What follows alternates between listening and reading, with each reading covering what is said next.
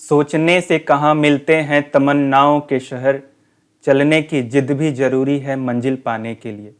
Hello viewers, मैं राजकुमार Soni, Indian navy retired, एक बार फिर से आप सबका अपने चैनल मिलिट्री एकेडमी में स्वागत करता हूँ। व्यूवर्स, देश की परिस्थितियों से आप सब वाकिफ़ हैं, लेकिन हमें जो अपना प्रैक्टिस है उसको कंटिन्यू करना है, क्योंकि हमको फोर्स ज्वाइन करना है। आज का ये हमारा प्रैक्टिस सेट, इसमें कॉम्प्रिहेंशन के पैसेज भी इंक्लूड हैं।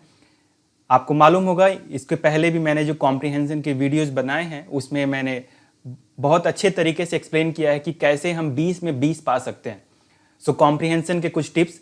कॉम्प्रिहेंशन के पैसेज को पढ़ने से पहले आप उसके क्वेश्चन को पढ़ सकते हैं, ताकि आपको पता चल जाए कि ये पैसेज किसके बारे में है। और कुछ क्वेश्चंस आपको ऐसे मिलेंगे जो कि आप बिना कॉम्प्रिहेंशन के पैसेज के पढ़े आंसर दे सकते हैं। इससे आपका समय बचेगा और आप दूसरे क्वेश्चन पे फोकस कर सकते हैं।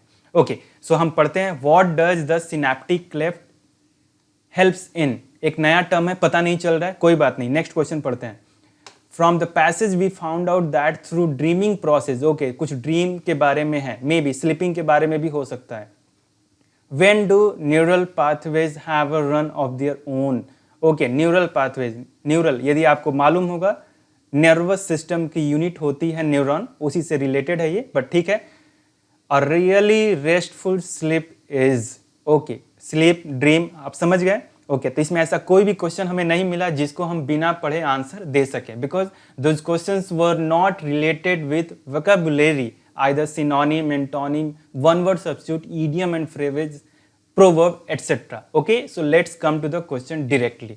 And so question पढ़ लिया, अब हम comprehension के या पैसेज पढ़ेंगे। So dreams are both internal and external. Okay, जो सपने होते हैं वो दोनों होते हैं internal और external. Since the ego or the director is absent during sleep, the neural pathways have run of their own. Okay, ego नहीं होता है, ध्यान रखें, आपको डिटेल में तब पता चलेगा जब आप आगे पैसेज पढ़ेंगे। हम झटके से जल्दी से पढ़ लेंगे। Okay, the director is absent. Okay, कोई डायरेक्टर भी नहीं है भाई। During sleep the neural pathways have run of their own. Neural pathways का मतलब होता है नर्वस सिस्टम की यूनिट है ये न्यूरॉन। न्यूरल पाथवेज मतलब जो कनेक्शन है, रास्ता बेसिकली। सोते समय बात ये हो रही है, ड्रीम में क्या होता है, इसका जो अपना चलने का तरीका अलग होता है, वो अपना ही तरीके से, तो they have the run of their own. Thus, the day-long experiences or the existing memories are the driving force for the internal dreams. इस प्रकार से, thus मतलब इस प्रकार, the day-long experiences, दो दिन का जो अनुभव है दिन भर का, or the existing memories और the driving force for the internal memory, जो ड्रीम्स, जो एग्जिस्टिंग मेमोरीज है वो क्या है, ड्राइविंग फोर्स है, वही इंडिकेट करती हैं, वही उस दिशा में लेके जाती हैं for the internal dream. Internal dream का क्या वजह हो सकता है, एक तो डे लॉन्ग एक्सपीरियंस है और दूसरा जो एग्जिस्टिंग मेमोरीज है वो ड्राइव करती हैं उसको। However when there is tremendous thinking activity और संयम on a particular thought during waking time, ध्यान दीजिए, however when there is tremendous, बहुत ज्यादा क्या है, थिंकिंग एक्टिविटी है, सोचने वाला जो एक्टिविटी है, और संयम है ऑन अ पर्टिकुलर थॉट, किसी विशेष विचार पे, ड्यूरिंग वेकिंग टाइम, जब हम जगे होते हैं, it leads sometimes to solution dreams. ये क्या कहाँ लेके जाता है, ये सॉल्यूशन ड्रीम्स में लेके जाता है, मतलब सपनों में लेके जाता है। Various great invention and discoveries of the world have come through such dreaming process. Very important, ध्यान दें, various great inventions and discoveries. Invention आपको मालूम होगा, जो चीजें संसार में खोजी जाती हैं, रहती नहीं है, ओके। एंड डिस्कवरिंग क्या है, खोजी जाती हैं। इन्वेंशन मतलब आविष्कार किया जाता है, ये चीजें रहती नहीं है, इसको साइंटिस्ट निकालते हैं कोई भी नया चीज का, बट डिस्कवरी क्या है, ऑलरेडी दुनिया में मौजूद है, उसको बस पता लगाया जाता है। ओके, क्या कहा जा रहा है, वेरियस, कई तरह के great inventions and discoveries of the world have come through such dreaming process. इस ड्रीमिंग से बहुत तरह के इन्वेंशन, आविष्कार और खोज आए हैं। Why we do not remember dreams has been research by lots of brain scientist and there are many reasons. ध्यान दीजिए, क्यों हम सपने याद नहीं कर पाते हैं, why we don't remember dreams has been researched by lots of brain scientists and there are many reasons. बहुत से दिमाग के वैज्ञानिकों द्वारा, मस्तिष्क वैज्ञानिकों द्वारा इस पे क्या कीजिए, रिसर्च किया गया है और उसको बहुत सारे कारण पाए गए हैं। किसके कारण? सपने हम क्यों याद नहीं रख पाते हैं, उसके कारण। So part of it is to do with creating long term memory, और जिसका एक वजह यह भी है कि लॉन्ग टर्म मेमोरी को क्रिएट करने के लिए। Nevertheless, it is the dreams that we remember that make life interesting. फिर भी ध्यान देने वाली बात यह है कि हम उन सपनों को याद रखते हैं जो हमारी लाइफ को इंटरेस्टिंग बनाती हैं, रुचिकर बनाती हैं। There are many theories of dreams, but we still do not know why we dream and why most of the time we have random and strange dreams. There are many theories. सपनों के कई सारी थ्योरियां हैं, okay, but we still do not know why we dream. क्यों, हमें अभी भी नहीं मालूम है कि हम क्यों सपने देखते हैं। And why most of the time, maximum समय क्या होता है, वी हैव रैंडम, रैंडम माने पता नहीं चलेगा कहाँ से आ गया, एंड स्ट्रेंज ड्रीम्स, अलग अलग तरीके का अद्भुत ड्रीम, पता नहीं चलेगा कि कौन है ये सपने में, हम कहाँ पहुंच गए। ओके, पॉसिबल आंसर में lie in how synapses behave during sleep. So synapses ये कुछ बॉडी का एक पार्ट है जिसमें आप इसको ऐसे ही ध्यान रखें, synapses. So a possible answer में lie in how synapses behave during sleep, sleep से रिलेटेड है। सो क्या आंसर हो सकता है इसका? सिनेप्सिस नर्वस सिस्टम की स्ट्रक्चर होती हैं जो इलेक्ट्रिकल एंड केमिकल सिग्नल को दूसरे न्यूरॉन को ये पास करते हैं। सो यहाँ पे बात ये हो रही है, अ पॉसिबल आंसर में lie in how synapses behave during sleep. ये जो स्ट्रक्चर है ये कैसे बिहेव करता है, उसका आंसर यदि दें हम तो हमें आंसर मिल सकता है। The more we dream during the night the less restful is the sleep. ध्यान दीजिए, द मोर वी ड्रीम, जितना हम ज़्यादा सपने देखते हैं रात में उतनी ही कम आरामदायक, ओके, क्या होती है, नींद होती है। आप गौर किए होंगे जब ज़्यादा सपने आते हैं तो आपको लगता है कि आप थके थके लग रहे हैं, मतलब नींद रेस्टफुल नहीं है, ओके, आरामदायक नहीं है, नींद पूरी नहीं होती एक तरह से, दूसरी तरीके से कहें तो। और really restful sleep is the deep sleep without dreams. So क्या है, a really restful sleep is the deep sleep. क्या है, जो रियल में आरामदायक नींद है वो नींद है जिसमें किसी तरह का सपना नहीं है। This helps in the flushing out of the toxic material from major part of the brain. So क्या करता है ये जो रियली रेस्टफुल स्लीप है वो क्या है, deep sleep without dreams, okay, no dream, तभी जाके नींद ज़्यादा बढ़िया होगी, रेस्टफुल होगी। और ये जब इस तरह की नींद आएगी, अच्छी नींद आएगी, तो आपके बॉडी से जो टॉक्सिक मटेरियल है, जो खतरनाक हैं, जो विषैले हैं, जो मैंने नुकसान करने वाले मटेरियल हैं, उसको क्या करती है, फ्लश आउट कर देती है, बाहर निकाल देती है from major part of the brain, मस्तिष्क के एक मेजर पार्ट से, बड़े हिस्से से।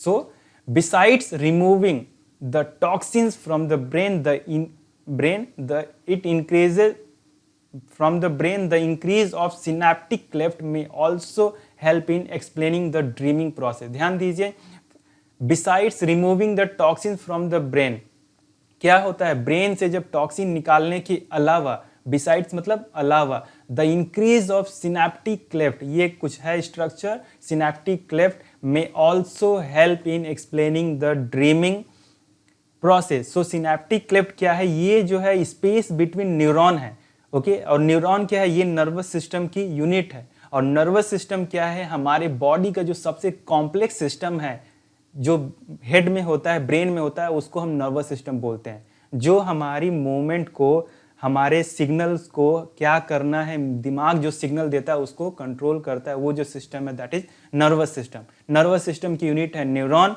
और न्यूरॉनों के बीच में जो स्पेस होता है उसको बोलते हैं सिनेप्टिक क्लेफ्ट। सो इसमें ये बात हो रही है कि the brain, the increase of synaptic cleft, जो डिस्टेंस है, में also help in explaining the dreaming process. मतलब दो न्यूरॉन के बीच में जो डिस्टेंस है वो भी क्या कर सकता है, ड्रीमिंग प्रोसेस को एक्सप्लेन कर सकता है। अब हम सीधे क्वेश्चन पे आते हैं, what does the synaptic cleft helps in. Oh wow, so पहला क्वेश्चन ही मिल गया। अभी हम सिनेप्टिक क्लेफ्ट के बारे में पढ़ रहे थे। सो सिनेप्टिक क्लेफ्ट क्या करता है, removing the toxin from one side, नहीं। Making your sleep less restful, ऐसा तो कुछ बोला नहीं है। Explaining the dreaming process, yes. So synaptic cleft में also help in explaining the dreaming process. So option C is the correct answer. make you forget your dreams? No. Option C. Next question, from the passage we found out that through dreaming process से क्या हो सकता है? No great invention and discovery has come, नहीं, हमने ऐसा नहीं पढ़ा था। Some invention and discovery has come in the entire world, some भी नहीं पढ़ा था, ध्यान देंगे ये दिया। Some invention and discoveries has come in India, नहीं, इंडिया की तो बात ही नहीं हो रही है। Great invention and discoveries have come in the entire world, जी हाँ, यही आंसर है ऑप्शन डी, कि ड्रीमिंग प्रोसेस से बहुत से ग्रेट इन्वेंशन एंड डिस्कवरीज पूरी दुनिया में आए हैं। When do neural pathways have a run of their own? Neural pathways का अपना जो रन है वो कब होता है? सो आप ध्यान दिए होंगे ये ड्यूरिंग स्लीप में, ओके, ड्यूरिंग स्लीप में neural pathways have run of their own. Next, a really restful sleep is, बहुत अच्छा क्वेश्चन है, बहुत इंटरेस्टिंग भी है। सबसे आरामदायक बढ़िया नींद क्या है? The one in which we dream of our past life, no. The one in which we dream of our success in the next course of action, no. A sleep in which we dream of Indian team winning the World Cup, no. A deep sleep without dreams, जी हाँ, really restful sleep वही है जो बिना सपनों के हैं, a deep sleep without dreams. So synonym, अगला question synonym का है। skirmish, आपने सुना भी होगा, इंडियन एंड चाइनीज सोल्जर के बीच में skirmish होते रहते हैं। So what is skirmish? Is it minor fights? Is it war? Is it friendliness? Is it jealousy? It's minor fights. Option A. जी हाँ, skirmish को minor fight भी बोलते हैं। इसका प्लूरल है skirmishes, ES लगा देंगे आप इधर SH के बाद। नेक्स्ट क्वेश्चन, एंटोनिम का। मार्जिनलाइज्ड, आपने सुना भी होगा कि चाइना के इस हरकत से हमको चाइना को पूरे वर्ल्ड में मार्जिनलाइज करना है। China needs to be marginalize, covid cases के कारण, कोविड की उत्पत्ति के कारण और इस बिहेवियर के कारण। Okay, so what is meaning of marginalize, उसका हम जानेंगे तब जाके एंटोनिम देखें। मार्जिनलाइज का मतलब होता है किसी को किनारे कर देना, ओके, सो किसी को साइड कर देना, एक तरह से किसी को मैंने बेकार वो करना, नीचे कर देना एक तरह से। सो व्हाट इज मार्जिनलाइज का एंटोनिम देखना है हमको। सो व्हाट इज इनसिग्निफिकेंट, नहीं, इनसिग्निफिकेंट इसका सिनोनिम हो जाएगा। एक्सक्लूजन भी लगभग सिनोनिम हो जाएगा। प्रेज्ड, जी हाँ, यदि किसी को आप मार्जिनलाइज करते हैं तो उसका एंटोनिम होगा प्रेज करना। ये यहाँ पे बेस्ट सुटेबल ऑप्शन है। न्यूट्रल, न्यूट्रल नहीं। So option A, B is the correct answer. So idiom and phrase का ये क्वेश्चन, लुक ओवर, ओके, ध्यान देंगे। लुक ओवर का मीनिंग होता है एग्जामिन करना, ओके। सी मतलब देखना नहीं, पोस्टपोन मतलब स्थगित कर देना नहीं, डिले माने देरी करना नहीं। लुक ओवर का मतलब होता है एग्जामिन करना, option D. One word substitution, the act of paying back injury with injury, आपने सुना भी होगा। इंडिया रिटेलिएटेड, सो रिटेलिएटेड माने पाकिस्तान से हमेशा वो छोटे छोटे हमले होते रहते हैं, ओके। सो भारत क्या करता है? रिटेलिएट करता है, ओके। हम किसी को तंग नहीं करते, हम किसी पे आक्रमण नहीं करते, लेकिन यदि कोई आक्रमण करता है तो हम क्या करते हैं? रिटेलिएट करते हैं। So paying back injury with injuries, okay. So the act of paying back injury with injury, the correct option here is retaliation. Offend का मतलब होता है अपमान करना, कॉन्डनेशन मतलब होता है सांत्वना देना, ओके, माफी मांगना एक तरह से बेसिकली। अटैक मतलब आक्रमण करना। सो the act of paying back injury with injury is called retaliation. Change the voice, don't stare at her again, ध्यान देंगे ये एक्टिव वॉइस है। क्यों एक्टिव वॉइस है? ये इंपरेटिव सेंटेंस है और इसमें V3 का भी यूज नहीं हुआ है with to be and all, okay. So पहले आप ध्यान रखेंगे कि एक्टिव वॉइस है कि passive voice. So it's this sentence is of active voice. अब हम पैसिव देखते हैं। सो इंपरेटिव सेंटेंस को यदि आपको मालूम होगा रूल कि इसमें हम ऑर्डर देते हैं, आदेश देते हैं, वार्निंग देते हैं, सजेशन देते हैं, ओके, रिक्वेस्ट करते हैं। सो यहाँ पे देखते हैं, don't stare at her again, आप उसको दोबारा घूरना मत, ओके। सो क्या होगा? Passive voice. Remember, passive voice is all about V3 verb का तीसरा form. So she should not be stared again, should not be stared, यहाँ पे एट का यूज हुआ है प्रीपोजिशन, यहाँ पे नहीं है, इसलिए ऑप्शन गलत है। You are forbidden not to stare at her again. Viewers forbid का मतलब ही होता है मना करना, और यहाँ पे नॉट भी लग गया है तो दो नेगेटिव मतलब पॉजिटिव हो जाएगा, इसलिए ये भी ऑप्शन गलत है। You should not stair at हर, इसमें तो पैसिव वॉइस है ही नहीं because it doesn't have V3। Third last, you were warned not to stare at her again. Yes, this is the correct answer. You are warned, आपको चेतावनी दी जाती है कि आप उसको घूरे नहीं। You were warned. Okay, V3. So option D is the correct answer. She shed, what a beautiful flower it is. ध्यान देंगे एक्सक्लेमेटरी सेंटेंस है। ओके, सो क्या बात हो रही है इसमें, कहीं ना कहीं से सरप्राइज खुशियां बताया जा रहा है कि उसने कहा कितना सुंदर फूल है। ओके, सो एक्सक्लेमेटरी सेंटेंस में हमको मालूम है कि क्या करना है, या तो exclaim with wonder, happiness etcetera लगता है। तो आइए देखते हैं option. So she exclaimed with wonder that it was a beautiful flower. Okay, so ध्यान देंगे दिस, यहाँ पे आप जो रिपोर्टिंग वर्ब है सेड, वो उसी के अकॉर्डिंग सेंटेंस रिपोर्टेड स्पीच के according exclaim with Joy, sorrow, wonder etcetera. तो यहाँ पे वंडर भी हो रहा है, सो इसको हम एक्सक्लेम्ड विद जॉय, फाइन। फिर ये जो सेंटेंस है इसको हम दैट कंजंक्शन से जोड़ देते हैं, वो भी है यहाँ पे। फिर ये एक्सक्लेमेटरी सेंटेंस को हम नॉर्मल असर्टिव सेंटेंस में चेंज कर देते हैं, तो ये भी हुआ है यहाँ पे। और आप देखेंगे कि ये प्रेजेंट में है, सिंपल प्रेजेंट में, तो हम इसको सिंपल पास्ट में कन्वर्ट कर दिया because the reporting verb is in past indefinite, past tense, correct? So she exclaimed with wonder that it was a beautiful flower. So this is the correct option. Let's see the other option. She exclaimed what a beautiful flower it was. जी नहीं, यहाँ पे आप देखेंगे कोई conjunction का use नहीं हुआ, इसलिए ऑप्शन गलत है। She exclaimed that what a beautiful flower it was. That का भी यूज हुआ है और what का भी यूज हुआ है, इसको सेंटेंस को assertive में चेंज नहीं किया, इसलिए ऑप्शन गलत है। She exclaimed with wonder that it is a beautiful flower. ध्यान देंगे यहाँ पे सिंपल प्रेजेंट ही यूज हुआ है, इसीलिए सेंटेंस ऑप्शन गलत है। So our correct option is option A, incorrectly spelled word. Okay, देखते हैं किसकी स्पेलिंग गलती है। सेपरेट, अलग, सही है, SCPARAT, सेपरेट। याद रखने के लिए आप इसका प्रोनाउंसिएशन ऐसे पढ़ सकते हैं, सेपरेट। Okay, occurrence. ओके, ध्यान देंगे ऑकर मतलब होता है घटित होना, ऑकरेंस माने घटना। सो रूल है ये कि जब हम इसको नाउन बनाते हैं ऑकर से और जब इसमें ENCE जोड़ना होता है तो ये जो आर है वो क्या हो जाता है, डबल हो जाता है, क्योंकि इसके पहले वॉवेल है। सो बेसिकली जैसे रन है, आप ING लगाते हैं, ing, ING, I starting with vowel. So N के पहले क्या है, यू है, जो वॉवेल है, तो एन डबल हो जाता है, RUNNING। इसी तरह से ऑकर में जब आप एंस लगाते हैं इसको नाउन बनाने के लिए, सो यहाँ पे आर जो है और इज, और के पहले यू है और जो वॉवेल है, तो ये आर डबल हो जाएगा। सो इसका जो करेक्ट स्पेलिंग है दैट इज OCCURRENCE। सो इस इनकरेक्टली स्पेल्ड वर्ड में ऑप्शन बी यहाँ पे राइट आंसर है, इसकी स्पेलिंग गलत है। एम्बैरश, ओके, इसकी स्पेलिंग सही है। ज्वेलरी, इसकी स्पेलिंग भी सही है। आप प्लीज सारे स्पेलिंग इसको अच्छे से याद रख लीजिए।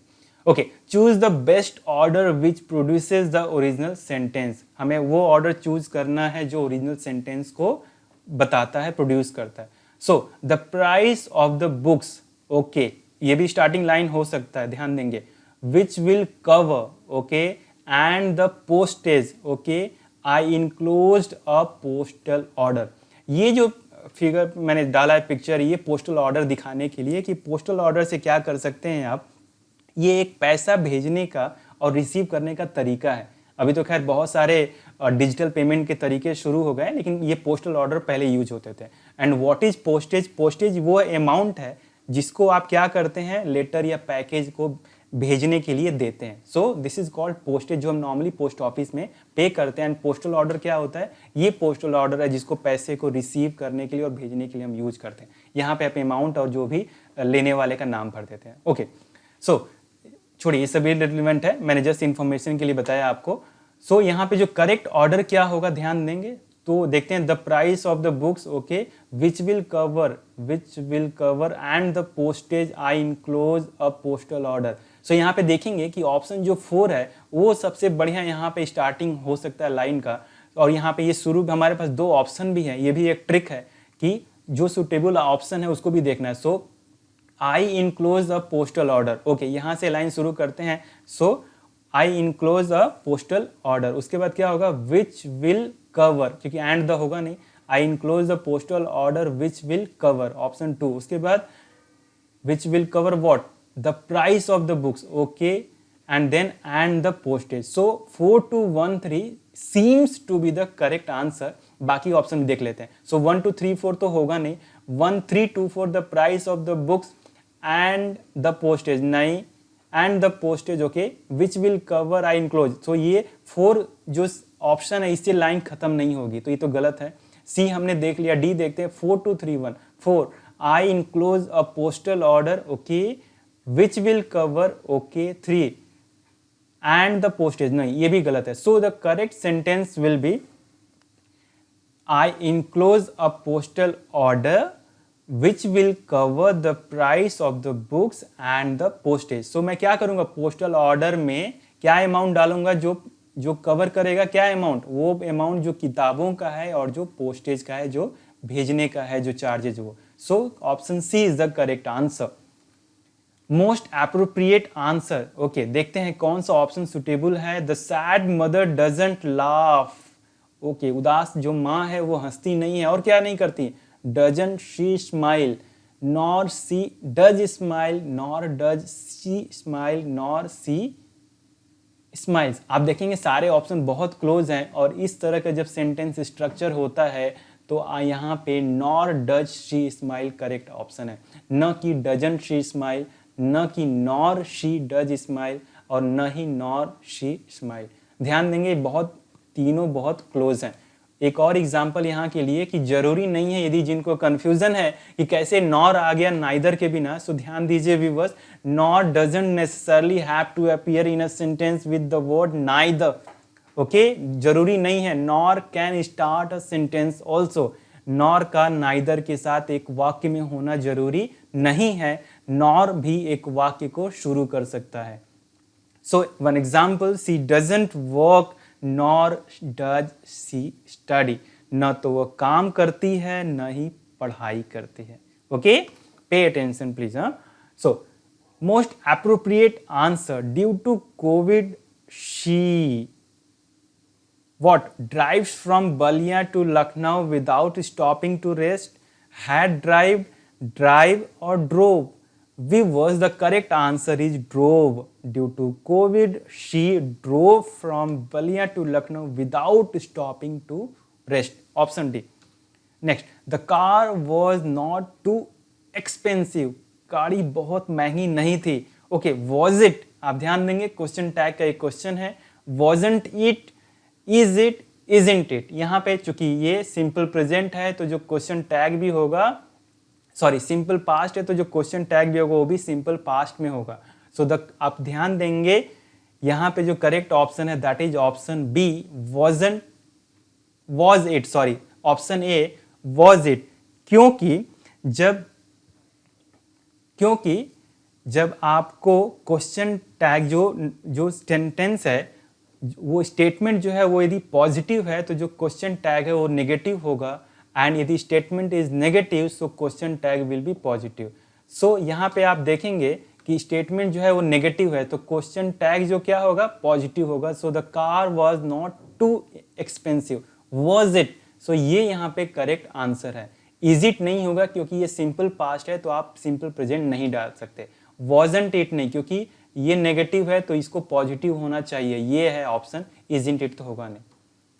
कुछ और एग्जांपल, जैसे मैंने कहा कि स्टेटमेंट पॉजिटिव है तो नेगेटिव क्वेश्चन टैग, जैसे he is a doctor, isn't he, statement positive है और यहाँ पे जो क्वेश्चन टैग है वो क्या होगा, नेगेटिव होगा। और यहाँ पे देखिए if the statement is negative positive question tag होगा। सो स्टेटमेंट क्या है, he is not here, is he negative है और यहाँ पे positive question tag. Okay the courageous man went, कहाँ पे गए साहब बताइए, in sea, to sea, on sea, into sea. चूंकि जाने की बात हो रही है सी में तो आप टू यूज करेंगे।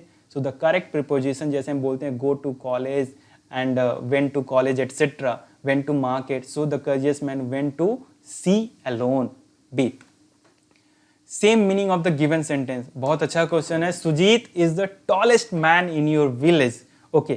So आप ध्यान देंगे ये डिग्री ऑफ कंपैरिजन का क्वेश्चन है जिसमें सुपरलेटिव डिग्री का यूज हुआ है. द टॉलेस्ट, टॉल एडजेक्टिव है, पॉजिटिव डिग्री, इसका the tallest is the superlative degree. So अब देखते हैं कौन सा जो ऑप्शन है वो सेम मीनिंग रखता है. No other man in your village is as tall as Sujit. इसका मीनिंग देखें, बहुत सिंपल सा ट्रिक है, आप ध्यान रखें कि सेंटेंस का मीनिंग निकालिए, उससे मिलता जुलता जो बेस्ट ऑप्शन है with some rules and regulation उसको आप चूज कर सकते हैं. यहाँ पे क्या बात की जा रही है कि सुजीत जो है तुम्हारे गांव का सबसे ऊंचा आदमी है, लंबा आदमी है. फाइन. सो यहाँ पे देखते हैं, no other man in your village is as tall as Sujit.